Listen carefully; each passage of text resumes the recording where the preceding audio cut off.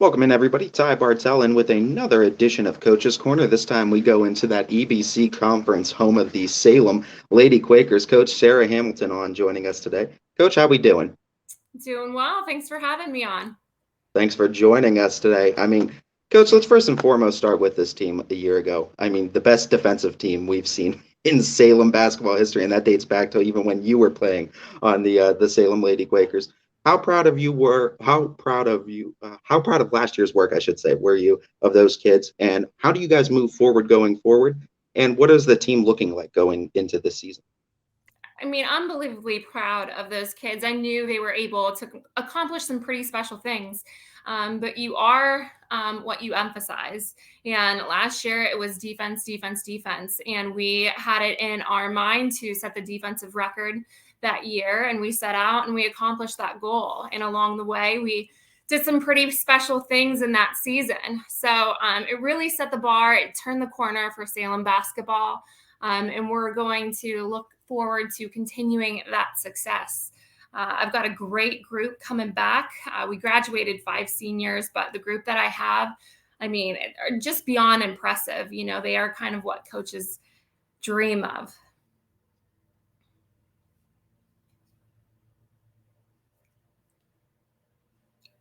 I'm sorry, I can't hear you.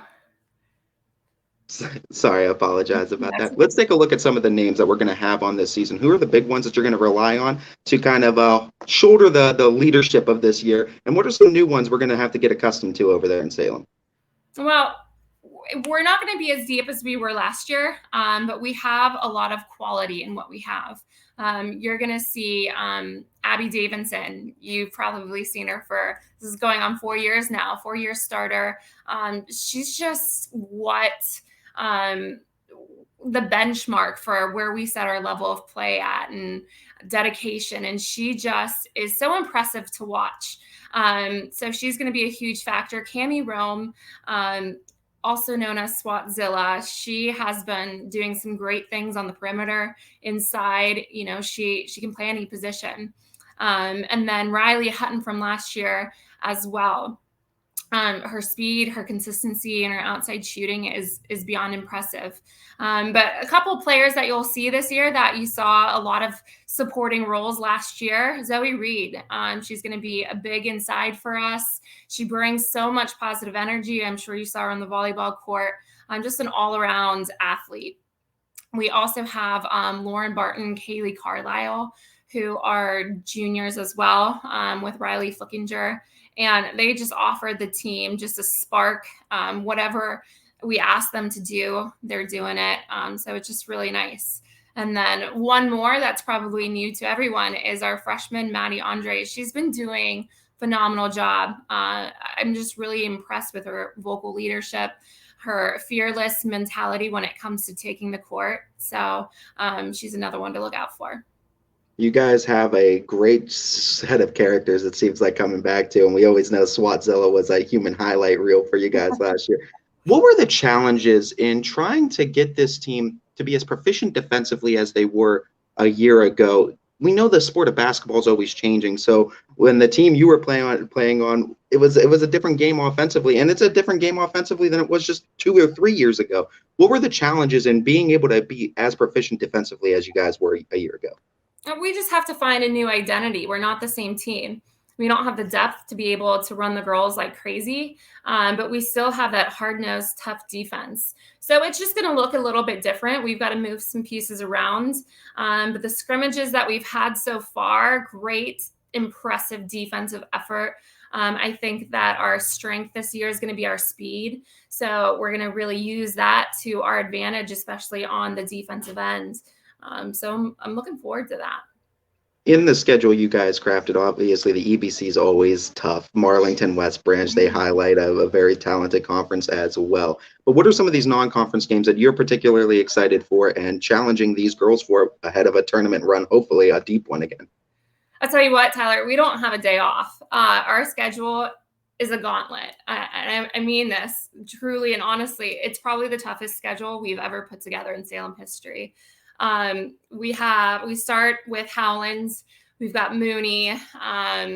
we've got Poland, we've got Canfield, we've got Fitch, we've got Borman, and then we're jumping on to some new ones. We've got Notre Dame Cathedral Latin, we've got West Geauga. We'll see Maslin Jackson again, who went to state in D1. So many tough opponents that we have. We're going to be battle tested and ready to go come tournament time, but we're going to have to really manage going through the ups and downs of playing such tough competition all season long.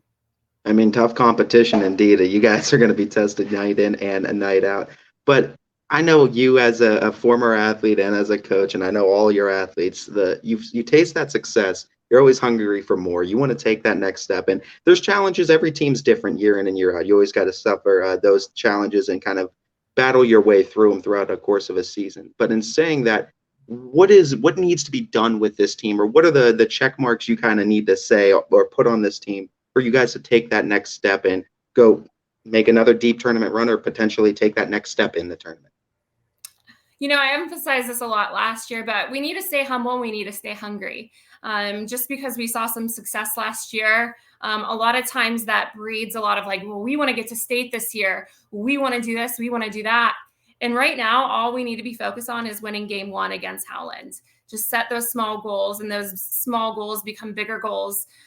Because if you lose sight on what's right in front of you, a lot of times upsets can happen. So we really want to make sure, we're present where our feet are, be in the moment each and every day, and just really focus on the task at hand and not get ahead of ourselves. You're back another season, and it seems like that love for Salem has never wavered throughout all the years you've been able to come back and bless the Quakers with your presence. But I'm curious, going back, where that coaching voice was established and who kind of helped you craft that coaching voice and coaching mentality. I kind of have a feeling I'm gonna be able to guess it, but why don't you tell me some of the big coaches that helped influence you in your coaching career? Well, I'm sure Steve Stewart and Roger Ziegler were just massive roles in my life as a father figure, as a coach. They really helped shape who I am. And they were inducted into the Hall of Fame this year, and it was just special to be there and getting to be a part of that moment, because they've done so much for me as a player, and they've definitely deserved everything that they've gotten. But, I hear in my head some of the things that they would tell me as a player, or, what they would say coaching alongside of them. And, it's that voice that I like to listen to. And just really guide me. And I'm lucky too to have Coach Spack, who coached me as a player, and he's on staff. And so it just makes for such a nice mentor, because I've got so much respect for that man. He is just unbelievable. When you're trying to indoctrinate new players into the Salem culture and what it means to be a lady Quaker, what are the things you're looking for in particular? And for those girls that want those minutes on the court, want those starting minutes, what are the things you and your coaching staff are looking for in trying to grant them those? It's our job to teach them the skill. But I tell them when they come to practice, effort and attitude are 2 non-negotiables. Those are things that they can control. Doesn't take any type of skill, any type of talent. So those are the things that I look for. Are you a good teammate? Are you running in between drills? Are you just the little things? And what's so nice to see is when we talk about culture, coming in 2 years ago and having my own idea of how I wanted things to look like, how I wanted us to interact with each other, and going on my 3rd year, I kind of get a step back, and the girls get a lead and say hey, no, we got to make sure we're doing this.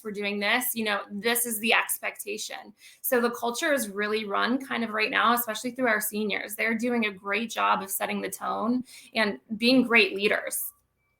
I gotta imagine the goal you said that's what you set out for, is you wanted them to be able to kind of take this program as their own, kind of like how you did when you experienced all the success with the Salem team. How proud are you of how it's turned out, and what other work needs to be done for you to get this program culture-wise to where you want it back to where you used to experience Salem girls basketball as? Well, I'm a firm believer that the best leaders create more leaders. And I'm seeing that in our senior group. They're inspiring the other girls to work harder, to stay after practice, put the extra time in, and just what it takes to be a good teammate. If someone gets knocked down, we're sprinting to help them up. always communicating, always making sure everyone's taken care of, whether it's rides. I had one girl go out and buy snacks for everyone, so they could have, stuff while we're watching film, just taking care of each other. And that's the kind of culture I want to see, and that familial culture. And that's what breeds success, because, they say that talent isn't everything, and that oftentimes culture can beat talent every day. And so that's really what I want to promote, is just a good, solid foundation of culture. Obviously, you and the girls create that culture, you generate the culture for the specific team, but how important is it for the community to kind of surround that culture, to kind of, I guess, give it its legitimacy? I mean, it already seems like Salem's a hardcore community. Salem West Branch still remains to be one of the most packed house crowds you'll see in a rivalry game. Just talk to me about how important that community is around it and trying to give it that prestige and the culture. Well, our community is everything to us. And I think that everyone saw kind of a shift in the support that they gave us throughout the basketball season. They saw what the girls were doing. They saw how hard they played. And they came in the stands, and they supported us in the community as well, whether it was through sponsorships, sponsoring team dinners, or even just in our tournament run, going downtown and seeing, good luck Lady Quakers everywhere. It just made it part of something so special. And it's those moments that you remember going forward as an athlete, that the community support. And so that's really why we make an effort to get out into the community. We do a lot of community events.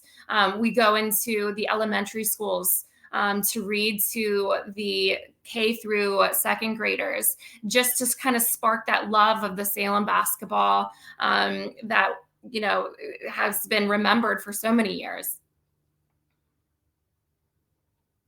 I'm sorry, I can't hear you.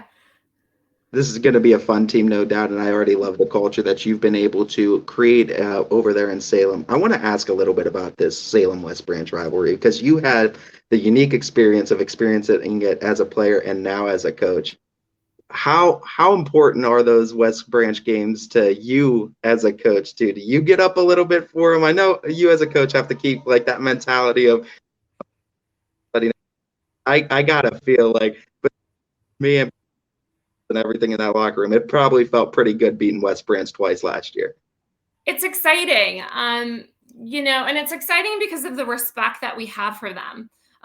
It's not like it's this nasty rivalry No, where we Walt's a hate them. great guy too. Yeah, Walt's amazing, and their girls are a class act. So whenever we get that opportunity to compete with them, and especially win, it's a great feeling, because we have such respect for them and what they're doing there. So it's a nice measuring stick for us. And we know that any given day, the game can go either way. So it's just kind of like, if the stars align or not, if we prepared well enough or not. But it's always such a blast getting ready for those games, some hype music in there. But, at the end of the day, we got to go in with the same mentality that we would against any opponent on our schedule, because oftentimes teams can get too hyped up, psych themselves out. So oftentimes we kind of try to save that hype for after the game if we're celebrating. All righty, Coach. Before we let you go, we already met the team, but I always like to give a chance to meet the staff too. Sometimes there's staff changes, sometimes you bring back the same one, but either way, I'd like to know the other big names that help out in the Salem girls basketball program. Well, you will see the same high school staff that we had last year. Talk about a well-oiled machine, and it was just like the players. We each had our own role, and it just worked out so well. So you'll see Coach George Spack, who is just such a pivotal member of the Salem community, and he knows the game, and he's so great with the kids, and the kids just love and absolutely respect him. My former teammate and now my assistant varsity coach, Coach Dreger, Renee Dreger. One of the most special things last year was when we won that district title, her and I embracing, because we had talked about getting back there for years. So that was really special. Coach Bailey, who you guys know quite well, he he just does so much for the program as far as fundraising, as far as the youth programs. He employs some of our girls to work those tournaments. So he's just a huge asset. We've got Coach Sierra Day, who was a former player as well. And, she does a great job working with our bigs and really making sure they're getting bigger and stronger. And then our junior high program is really where the success is at. And our youth program is where, we build for the future. And we've got Coach Matt Ziegler, who's principal of the junior high. And he has been a huge part of the coaching community for 20 years. He was a varsity coach. He's coached at every level, and he's bringing such a wealth of knowledge to the program this year alongside of Riley Leiter. So it's just really nice to have such a cohesive group of coaches that are just in it for the right reasons and in it for the kids. And so it's just really nice to have. Alrighty, Coach Hamilton, I thank you so much for your time and giving us a chance to kind of preview this Salem girls basketball season. You could catch the Lady Quakers for absolutely free this season. Thank you again to all of our wonderful sponsors for making that happen, as the Quakers open up the season with a very tough matchup in the Howland Lady Tigers. Catch Coach Hamilton and all the Lady Quakers this 2022-2023 upcoming season on ysnlive.com. This has been another edition of Coach's Corner.